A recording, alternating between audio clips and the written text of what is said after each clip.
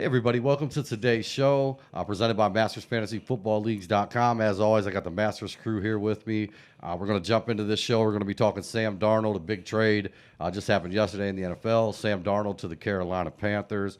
As always, I got the Doc and Dynasty Al with me. What's up, guys? How we doing? What's up? Real good. Initial thoughts on the Sam Darnold trade. I'll go ahead, yeah. I mean, I like it. I kind of like it from everyone's perspective. I mean, just flipping over to the Panthers side, I like it for Darnold. Without a doubt, these are the best weapons he's ever had with McCaffrey, DJ Moore, and then reuniting with Robbie Anderson, who I'm sure we'll talk about a little bit. But, for Robbie Anderson, I think it's definitely a step up. Darnold's not afraid to chuck it deep to him. DJ Moore was one of the best downfield receivers in the league last year. I think he had, forget what the stat was, but, as many contested catches, 20-plus yards than anyone or something like that. So I think that's definitely a boost for him. As we know, Bridgewater was a little timid and chucking it deep, but and so I think it's really winners for everyone. Maybe McCaffrey a step down just because he might not check it down quite as much as Bridgewater did or as Cam did the past few years. But overall, I like it for just about everyone. Yeah, I mean, I really don't have a ton to add. I think it's a great move for both sides. I'm kind of surprised the Jets got as much as they did. Right. A second-round pick, I mean, we knew they weren't going to get a first. Yep. So the fact that they were able to get a second, a fourth, and a sixth overall, it's pretty solid haul.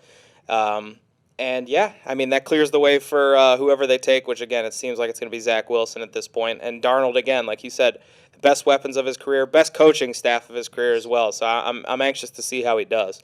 Absolutely. Yeah, and I couldn't wait to ask you guys. I'm not sure if you remember, but, last year sometime, I think one of you guys had said, or maybe both of you, that you thought Sam Darnold would end up in Pittsburgh. Yeah. And I actually went home that day, picked up Sam Darnold everywhere. So I have him on three or four of my dynasty teams. I did see a report today that I think the Carolina staff said it will be a competition at quarterback. I mean, any way that Teddy Bridgewater beats out Sam Darnold, do you guys? I don't see that as super likely. Actually, I think I saw they're kind of letting him explore the trade market a little bit. Yeah. But I still think Carolina's in play to take a quarterback if one of those top four guys falls to 6, but they might trade back. I know they just gave up a second for Darnold, so that's pretty big, but kind of just taking a step back. Carolina was my favorite destination for either a Deshaun Watson trade or any of these rookie quarterbacks. Mm-hmm. I loved the Carolina destination, so assuming Darnold's the guy, I mean, I feel you got to like that. Yeah, and I actually was looking at that Jets roster and thinking just how unfair it was for Sam Darnold. I mean, the 1.3 pick, ton of hype with Sam Darnold. I mean, absolutely no running backs at all. I mean, Frank Gore, love him to death, but he shouldn't be your starting running back at this point in his career. I mean, Jamison Crowder, probably his number one wide receiver. As you guys pointed out, a huge upgrade for Sam Darnold. So I guess I want to ask floor and ceiling, if Sam Darnold's a starter with all those weapons. I kind of agree with you on McCaffrey, although I think they may use him a little bit less anyway after the injury. But, I mean, obviously the best offense he's ever had. So I mean, your guys' best and worst case for him in fantasy finishes next season. I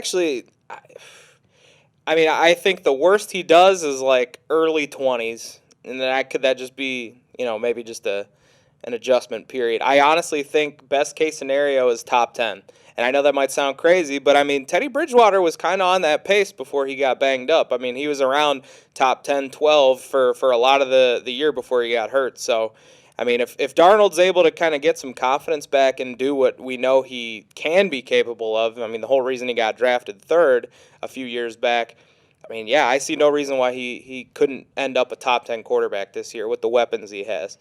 Yeah, and I actually kind of agree with that. And I was because I almost cut him recently to trim my roster down a little bit. I'm like, let me hold off for a little bit, see what happens. When I'm looking at that offense, I started thinking, I mean, a top 12 quarterback finish isn't out of reach. Having said that, Dynasty Owl, if you need a quarterback in your Dynasty League, he's on someone's roster, would you consider giving up a third, maybe a second, or you just pass altogether on Sam Darnold? Yeah, so I think a 3 for sure. A second, it gets tough for me just because, most of our Masters leagues, they're one quarterback leagues, so you can kind of get quarterbacks on the cheaper end, but I think definitely a third's well worth it, and a late second or future second, I'd feel pretty comfortable giving up for him. All right, and then last question I want to ask you guys. Obviously, Curtis Samuel shipped out, Robbie Anderson, DJ Moore.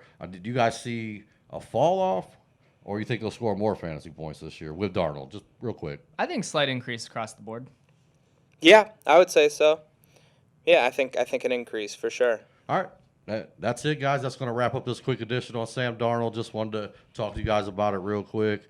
Appreciate you so much for listening. If you could, hit the like and subscribe button. Come be a part of the Masters family with us. Over 600 Dynasty Leagues. We've never folded a single one. That's all I got, guys. Thanks. Till next time. Boom. Thanks for listening.